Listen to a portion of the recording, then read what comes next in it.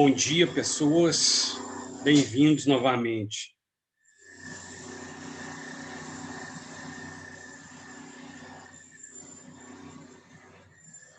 Em breve daremos início à aula.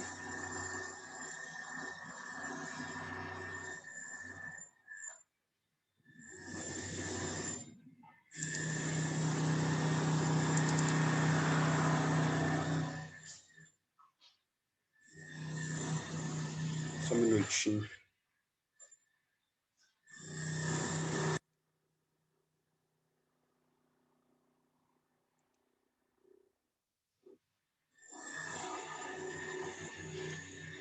Bem, nós começamos hoje mais cedo o estudo do romantismo.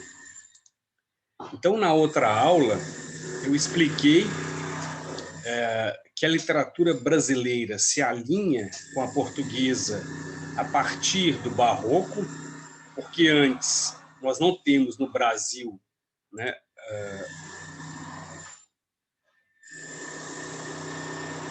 a Isabela falando que a Carla está desmascarando o povo. Eu não vi ainda o Big Brother, né?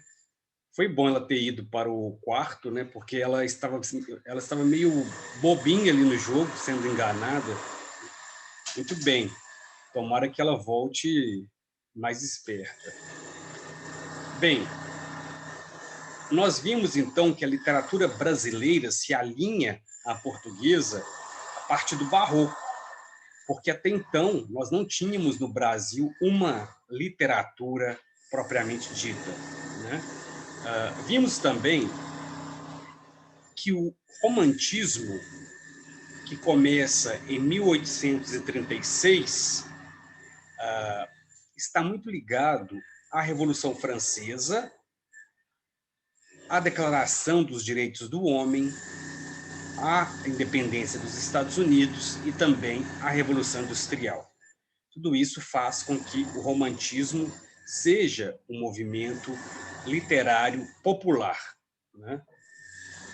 Então, quais são os fatores históricos decisivos para essas transformações que aconteceram entre os séculos XVIII e XIX e que desencadearam, né, o romantismo? Como nós vimos mais cedo, um desses fatores foi a queda dos sistemas de governo tirânicos ou absolutistas, ou seja, a queda das grandes dinastias na Europa. Uma vez que o rei seria designado por Deus, então só Deus o tiraria dali, do posto, né? O povo não tinha voz. Agora, com a queda do antigo regime, o povo passa a ter voz, digamos assim. Então surge a palavra povo, né? Em alemão, se diria muito o termo folk, né? Folk em inglês, daí nós temos folclore, estou escrevendo aqui no chat, em alemão, Volk. Essas palavras todas estão ligadas a um conceito de povo como sendo a base da sociedade. Outro fator é a ascensão dos ideais de liberdade e de igualdade, que vem junto com a Revolução Francesa, como nós já vimos também na aula anterior. Um terceiro elemento é a formação de uma mentalidade nacionalista. O que é um nacionalismo? É um sentimento de pertencer a uma nação, né? É um sentimento que as pessoas compartilham entre si, de que elas fazem parte de uma comunidade nacional. Então, por exemplo, quando há um jogo de futebol, toca o hino nacional, imagine numa Copa do Mundo, todas as pessoas nas suas casas estão ao mesmo tempo vendo aquele jogo e ouvindo o hino nacional ao mesmo tempo. Todas as pessoas conhecem o hino nacional, seja rico, pobre, né, negro ou branco. Então, naquele instante, essas pessoas todas se sentem pertencentes a uma nação. Esse é o sentimento de nação, né, que nós conhecemos. E por que a Revolução Francesa desencadeou esse sentimento nacionalista? Por que será? Alguém saberia dizer? Por que a Revolução Francesa, né, desencadeou esse sentimento nacionalista? Que agora quem estava no poder era o povo. Sim, Ike. Aí o povo meio que se juntou e falou assim: não, agora a gente que está no poder. A gente é francês, nós somos o povo, nós somos o poder. Pronto. Aham, muito bem. Ike, é isso mesmo. O povo se sente pela primeira vez empoderado, para usarmos um termo atual, né? O povo está empoderado. Então é nós, é a gente. Então, esse ideal de quando o povo começa a se sentir pertencente, ele começa então a ter um gosto também pela ideia de nação. Nossa, esse país é nosso, né? Somos nós que... Então essa ideia do nós, né, do povo, vai marcar um sentimento de nacionalismo, não só no Brasil, no território, né, do Brasil, mas na Europa como um todo, porque aí o povo se sente participante da vida nacional, né? Então, a mentalidade nacionalista desse período vai desencadear no romantismo. A consolidação do pensamento liberal, né, é um conceito político, né, e econômico. Liberal no sentido de que agora o cidadão tem liberdade. O cidadão tem liberdade para exercer a sua autonomia como sujeito. Então, é um pensamento liberal. A Revolução Francesa, que nós já vimos, a Revolução Industrial e a Declaração dos Direitos do Homem, né? Esses são os fatores que desencadearam o romantismo. E o romantismo é essencialmente uma arte burguesa. Por quê? Com a queda do antigo regime, né, nós teremos classes sociais mais delimitadas. Então, você tem a burguesia, que é aquela que detém os meios de produção, temos o proletariado e temos a aristocracia, que é uma classe, digamos, que vai perder essa hegemonia para a burguesia, porque a burguesia se torna, portanto, a burguesia se torna a classe dominante no sentido de que ela reúne em si, né, em termos quantitativos, né, a maior influência, o maior poderio econômico em relação às outras classes. A aristocracia, porque está decadente, e o proletariado, porque precisa trabalhar e não tem essas condições. Uma vez que a burguesia, então, é a classe dominante, ela vai querer que os produtos culturais sejam direcionados a ela e falem sobre ela, sobre a sua vida, né? Ela quer se ver retratada nas artes. Isso vai desencadear muito no tipo de romance que nós teremos no romantismo, principalmente no romantismo urbano, né?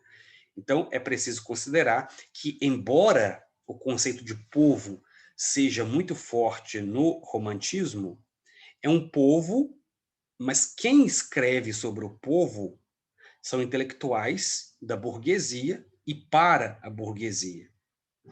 Então, o conceito de povo que vai aparecer não é o povo da rua em si, é esse povo, mas sob o olhar da burguesia. Então, nós teremos o indígena, por exemplo, como símbolo da nação. Só que esse indígena não vai ser, digamos assim, o escritor não vai até uma tribo indígena observar os indígenas e a partir daí escrever. Não, vai pensar o indígena sob uma perspectiva burguesa, né? Porque a burguesia que está interessada na literatura. Então, é uma literatura que pensa no povo, sim, mas com um olhar de elite. Isso é preciso ser levado em consideração. Então, a burguesia que foi vitoriosa na Revolução Francesa, experimentou essa ascensão, né? Expande seu espaço na estrutura sociopolítica e também nos ideais, né? Então, são esses ideais que nós vimos, né? Liberdade, igualdade, fraternidade, e a valorização do trabalho, comércio, a indústria e tudo aquilo que é capaz de gerar lucro, né? Então, esses burgueses preocupados com lucro vão ser, agora no romantismo, não vão ser criticados. Nós teremos uma crítica à burguesia mais para frente, porque o romantismo não é um movimento literário de crítica, que se caracterize por crítica. Por quê? Ele está num momento de exaltação, de elogio, né? Então não há críticas. Então esses burgueses estão ansiosos para adquirir cultura, né? Então eles passam a ser mecenas. O que é um mecenas, gente? Alguém sabe dizer? O que é um mecenas? Seria hoje o patrocinador, né? O mecenas é aquele que tem dinheiro, muito dinheiro, e ele quer, por exemplo, ele quer ver uma peça de Shakespeare. Eu tenho dinheiro, eu quero ver uma peça de Shakespeare, mas não tem peça de Shakespeare. Ah, eu vou patrocinar um grupo que vai apresentar essa peça. Então, esse é o mecenas, aquele que tem dinheiro e patrocina as artes. Porém, essa arte tem que ser do interesse dele. Ele é que vai escolher.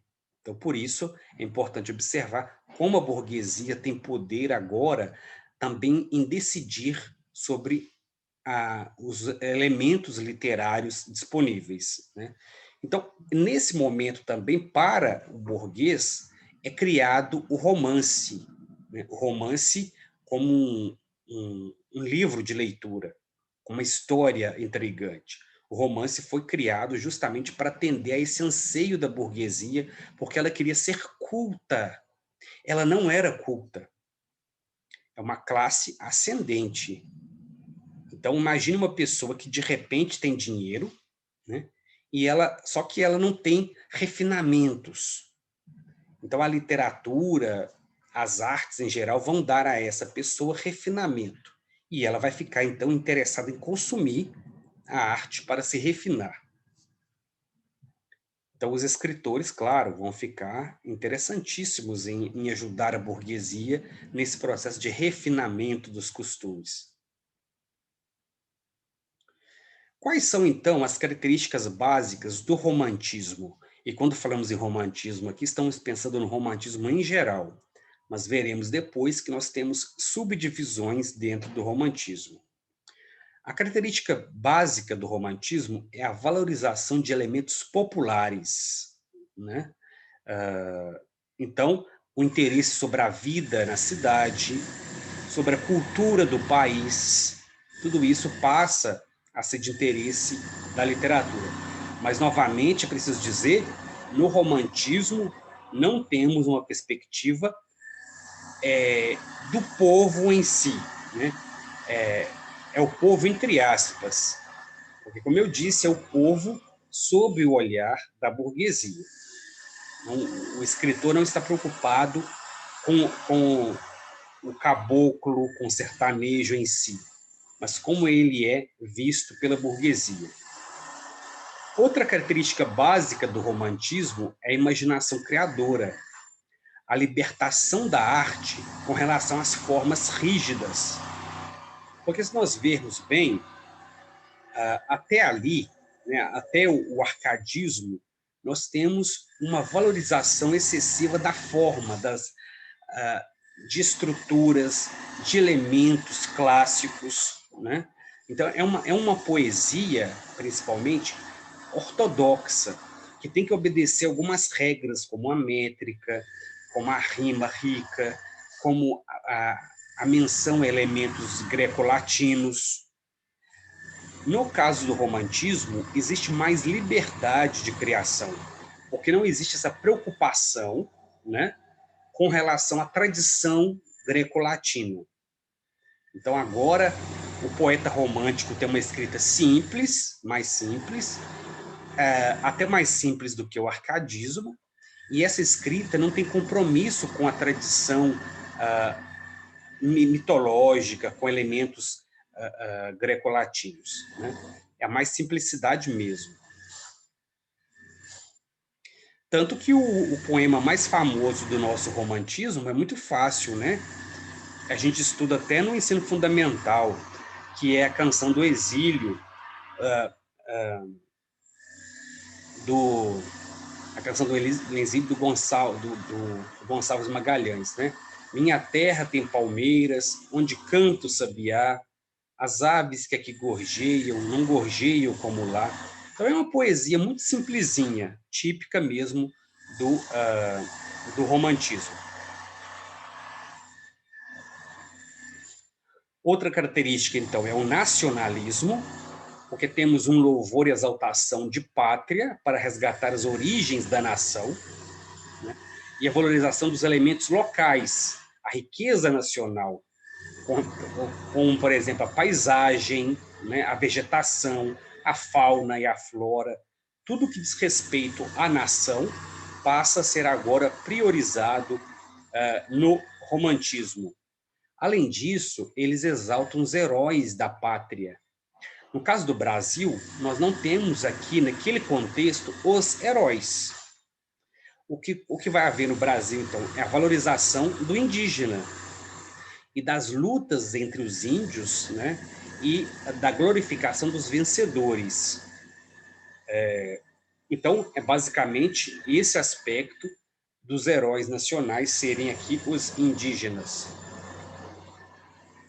Outra característica básica do romantismo é o subjetivismo. Há uma ênfase muito forte no eu, nos seus sentimentos individuais.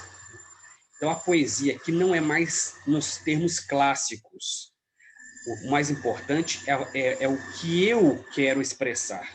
É a expressão individual de um sentimento individual.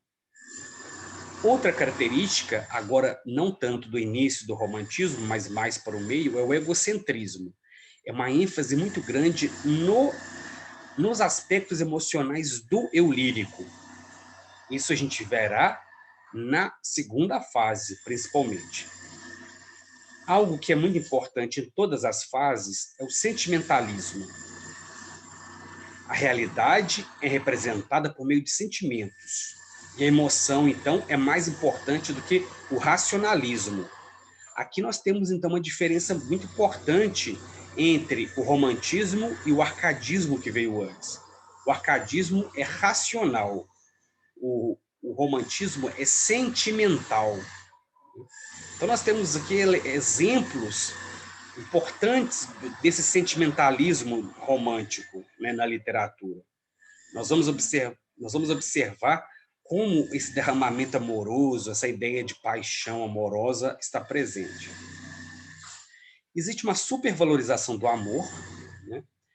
O amor é visto como o supremo valor na vida, e é por isso que muitas vezes o romantismo é confundido com história de amor.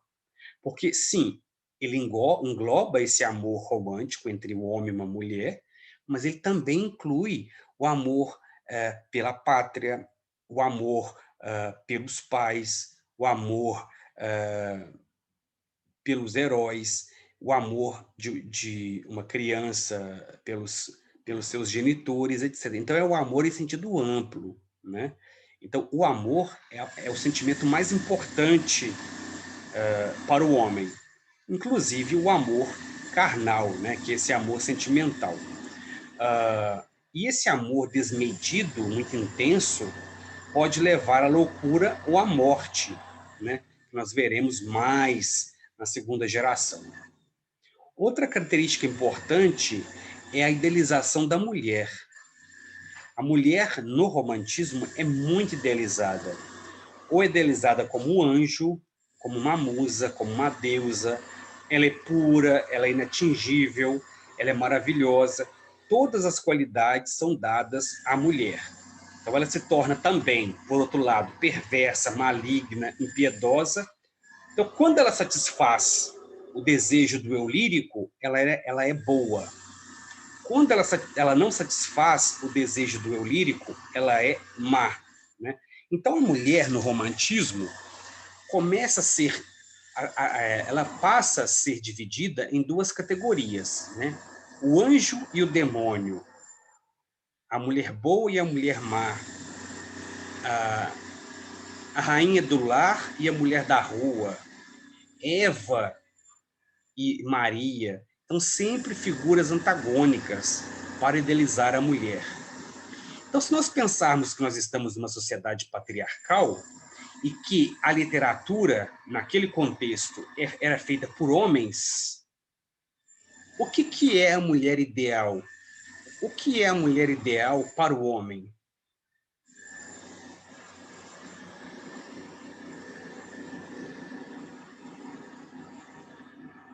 O que será, na verdade, a mulher ideal? Essa idealização da mulher. É a mulher em si, que o homem, para a qual o homem olha e diz: você tem esses e esses valores, como você tem qualidades?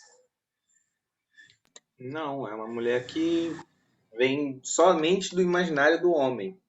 Que, Sim. tipo, nenhuma mulher é um anjo, ou nenhuma mulher é um demônio. Nenhuma mulher, ela é bonita, cheirosa, faz os negócios de casa, é inteligente, chega, agrada o marido em tudo e só ele que importa. Não. Uhum. Eu vi, inclusive, muito bem, Ike, eu vi, inclusive, esses dias, né, que foi o Dia Internacional da Mulher, dia 8 de março, algumas campanhas sobre como você deve tratar bem uma mulher no Dia Internacional da Mulher. Então, algumas pessoas dizem, você tem que dar flores, presentes à mulher. Outra pessoa diz, você tem que abrir a porta do carro para ela. Você tem. Então, uma das situações era fazer coisas para a mulher. Então, tratar a mulher como se fosse um bibelô, né? Então, eu vou carregar sacola para você, eu vou abrir a porta do carro para você. Então, esse tratamento com relação à mulher é um tratamento, claro, válido, não estou questionando, mas ele mantém a mulher numa posição de passividade, né? Então, é o homem que vai fazer coisas para a mulher. E quando o homem faz coisas para agradar a mulher, ele vai fazer coisas que ele acha que agradam a mulher também. Então parte muito do que? Do masculino como agente e da mulher como receptora de benefícios. Mas esses benefícios, evidentemente, são intencionais. Porque se eu vou até uma mulher e dou a ela, por exemplo, um jogo de panela tramontina, eu estou incentivando ela a fazer comida, a virar dona de casa, né? Então, se eu dou a uma mulher um buquê de rosas, eu estou dizendo a ela que ela é delicada como uma rosa também. Então, as boas intenções também estão cheias de ideologia, né? Mesmo nas boas intenções. Uma outra pessoa dizia: faça homenagem à mulher, diga qual é o valor que ela tem para você, seja ela sua mãe, sua esposa, sua irmã. Então você vai falar sobre a mulher, você vai falar o que você acha dela. Essa posição continua muito patriarcal, porque é o homem dizendo o que a mulher é a partir da sua opinião. Então é a mulher sendo descrita e aí construída sobre o olhar masculino, certo? Então é sempre a mulher vai sempre receber, né, uma representação do homem do que ela é. E um terceiro grupo dizia: sabe qual é o melhor presente para se dar à mulher hoje? Escutá-la, ouvir o que ela tem a dizer, deixe ela falar, né? Deixe ela se expressar, porque aí sim é a mulher, ela própria, dizendo sobre os seus sentimentos, expressando suas ideias, suas opiniões, porque de modo geral a mulher é muito silenciada na cultura. Tudo bem que a mulher teve avanços, né? Mas ela ainda é muito silenciada. O que seria ser silenciada? Não é que ela é impedida de falar formalmente, mas há circunstâncias em que a fala da mulher não é levada a sério, né? Se uma mulher, por exemplo, numa empresa, né? Um homem, suponhamos que há uma apresentação de trabalho, né? Um grupo masculino apresenta o trabalho. Aí os elogios, nossa, vocês são ótimos, vocês são gênios, vocês são os caras, né, fera, não sei o quê, né? que inteligência. Aí, quando é um grupo de mulheres que faz um trabalho, por exemplo, nossa, que linda que você estava, maravilhosa, uma fada, uma princesa. Então, os elogios dados à mulher geralmente enfatizam a beleza e não, e não o talento. Então, é muito comum em empresas, por exemplo, chega-se a uma reunião e há uma mulher entre os executivos e se diz: nossa, você está maravilhosa, está muito linda hoje, muito gata. Isso já é uma forma de desarmar a mulher e reduzi-la ao aspecto físico, né? É como se o físico fosse a característica que determina o valor de uma mulher, né? Então, sim, a mulher é idealizada, mas o que é a mulher idealizada nessa cultura? Para dizer em outras palavras, o que o Ike diz, é a mulher que que corresponde às expectativas do homem. Então, essa mulher idealizada, ela representa, na verdade, uma fantasia masculina, não é a mulher em si. Então, às vezes a gente vê poemas dedicados à mulher, e é muito importante que as mulheres observem muito isso, né? Então, os poemas dedicados à mulher, às vezes, são poemas que a colocam num lugar de subordinação, mesmo sendo elogios. Então, você vê a mulher, vós, a rainha do lar. Bem, dizer que a mulher é a rainha do lar é um elogio? É, mas é um elogio que a coloca num lugar muito específico, a de dona de casa. Então, se eu digo, você é a rainha do lar, a mulher vai se conformar, nossa, eu sou a rainha do lar, né? Eu em casa, eu sou quem manda. E aí ela vai se conformar com esse papel de ser esposa, dona de casa, mãe. Não que isso seja negativo, mas isso simplifica o que é uma mulher. As condições de cuidadora de uma casa, né? E aí você dá um jogo de panela, né, à sua mãe, dá um liquidificador, uma batedeira de bolo, para ela fazer coisas para você, né, para fazer salgadinhos e bolos para você. Então vejam como a idealização da mulher nessa literatura é muito voltada para o pensamento masculino sobre a mulher.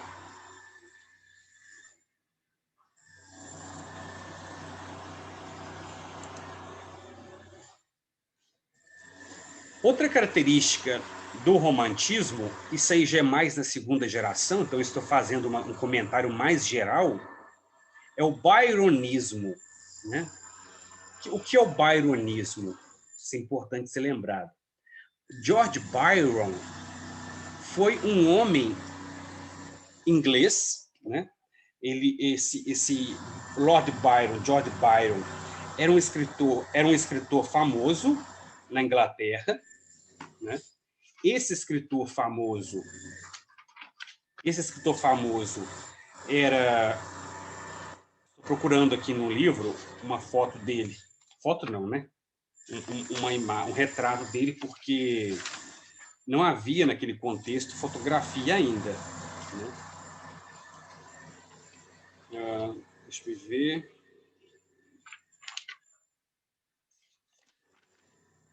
Não vou achar aqui por enquanto, mas no nosso livro temos uma ilustração do Lord Byron. George Byron, então, foi um escritor inglês, mas ele era não só um escritor, mas era um homem, um amante nato. O que seria isso? Ele tinha muitas mulheres, né? E ele tinha muitas mulheres, mas ele gostava, amava todas as mulheres. Então ele era um amante nato. E um homem que tinha uma beleza que chamava muita atenção. Por conta disso, ele tinha todas as mulheres que ele quisesse. Ele escrevia poemas sobre as mulheres, né? E ele influenciou muito. Desculpa, ele influenciou muito. Só um minutinho. Ele influenciou muitos escritores brasileiros, né? Por quê? Assim como o George Byron era um alcoólatra, uma pessoa que não se enquadrava nos padrões, tinha ideias revolucionárias, né? Ele era um idealista, ele era um amante, de modo geral. Ele vai influenciar muitos escritores brasileiros a pensar esse sujeito que ama, que sofre por amor, né? Então, ele vai ser o exemplo desse homem romântico, sombrio, desajustado, que sofre por amor e, ao mesmo tempo, que ama muito e que idealiza a figura feminina. Um aspecto importante a ser lembrado com relação ao romantismo é o abandono das formas fixas, ou seja, sonetos, odes, oitavas, aquelas formas estruturais clássicas. Por quê? Porque o romantismo preza a liberdade. E a liberdade está envolvida, inclusive, na forma da escrita, né? Então, não temos agora a obrigatoriedade da rima. Finalmente, nós teremos poemas sem rimas, ou então sem rimas regulares, ou sem preocupação com rimas difíceis, né? A valorização dos versos brancos, ou seja, versos sem rima. Há um abandono, portanto, da tradição, porque a tradição está muito ligada a uma certa ideia de autoritarismo, e o romantismo não tem compromisso com o autoritarismo. Mas nós teremos, então, a poesia lírica, que é uma poesia, então, diversificada com relação aos gêneros, mas sem preocupação com a norma. Temos o romance e temos o drama, o teatro, né? São basicamente os três principais gêneros que vão reinar no romantismo. Quais foram as grandes contribuições culturais do romantismo para a sociedade? Primeiro, essa ruptura com os ideais clássicos, e com isso há uma abertura para a criatividade e para a novidade. Além disso, o romantismo enriqueceu a língua portuguesa com a criação de palavras, de neologismos, e também com a aproximação entre a linguagem literária e a linguagem popular. Porque, como eu disse mais cedo, o romantismo tem um caráter de interesse em ser popular. Então, ele incorpora elementos da fala popular, embora, como eu disse, seja sob a perspectiva, a visão de mundo da burguesia. Mas termos e expressões populares são incorporados, sim, né, ao romantismo. E quando surge o romantismo no Brasil? O marco inicial é 1836, com a publicação de Suspiros Poéticos, Saudades, do Gonçalves de Magalhães. Então, essa obra marca, digamos assim, uma primeira aparição do nacionalismo na nossa literatura. E o marco final é a publicação de Memórias Póstumas de Brás Cubas, de Machado de Assis, porque introduz um outro movimento literário, que é o realismo. Então, o romantismo abrange boa parte do século XIX. Qual é o contexto histórico-cultural no Brasil, né, do romantismo? É importante considerar que o contexto de chegada do romantismo aqui está ligado também à chegada da família real portuguesa. A vinda da família real fugida, né, de Napoleão para o Brasil vai desencadear uma série de mudanças aqui, e essas mudanças vão favorecer o romantismo. Primeiro, a chegada da família real traz para o Brasil, pela primeira vez, algo fundamental para o desenvolvimento de uma literatura, que é o quê? O que foi possível com a chegada da família real? O que não podia haver aqui e passou a existir a partir dessa chegada? Alguém saberia dizer?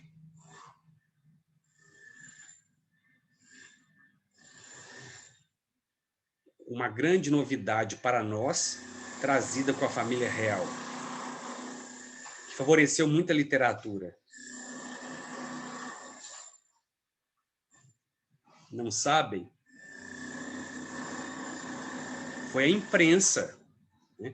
Antes da chegada da família real, não podia haver imprensa aqui, era proibido.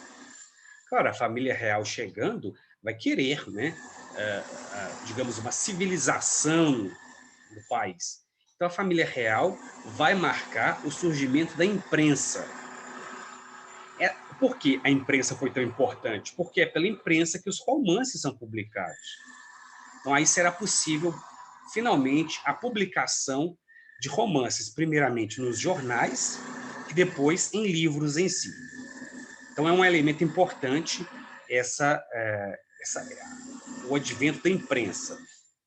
Outro fator importante com a chegada da família real é a ideia de independência do Brasil. Vai ser encabeçada por Dom Pedro I. Então, a ideia de independência do Brasil vai, evidentemente, instigar uma sensação de pertencimento a uma nação. Outro elemento muito importante também é a chegada dos biólogos, dos naturalistas europeus, porque Dom Pedro I vai se interessar muito em descrever o que é o Brasil, uma vez que a ideia de nação é muito importante aqui. E como vamos fazer se nós não temos cientistas aqui? Vão chegar cientistas europeus, da Alemanha, da França principalmente, e esses cientistas vão viajar pelo Brasil e vão descrever a nossa fauna, a nossa flora, fazer pinturas sobre as nossas florestas, sobre o nosso povo. Então, esses europeus vindos para cá serão responsáveis por explicar o que é o Brasil. Então, sobre isso nós falaremos na aula que vem, porque aqui nós entramos num conceito importante que é quem define o que é o Brasil e o que não é o Brasil. Pessoal, então a aula hoje foi mais expositiva, porque eu estou introduzindo a ideia de romantismo, né? Na aula que vem, nós daremos continuação, sexta-feira, a esse estudo, certo? Então, pessoal, um abraço a todos, uma ótima tarde e até sexta-feira. Tchau para todos. Até. Desculpa, eu não fiz chamada hoje. Deixa eu ver quem faltou hoje para eu fazer chamada. Deixa eu só olhar aqui rapidinho, porque eu consigo ver. Quem não está presente aqui é porque faltou, claro, né?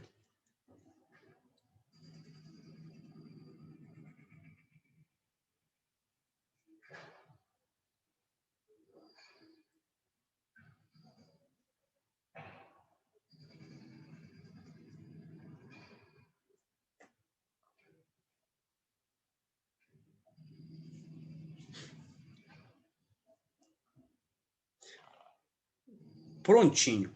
Então, boa tarde a todos e até a nossa próxima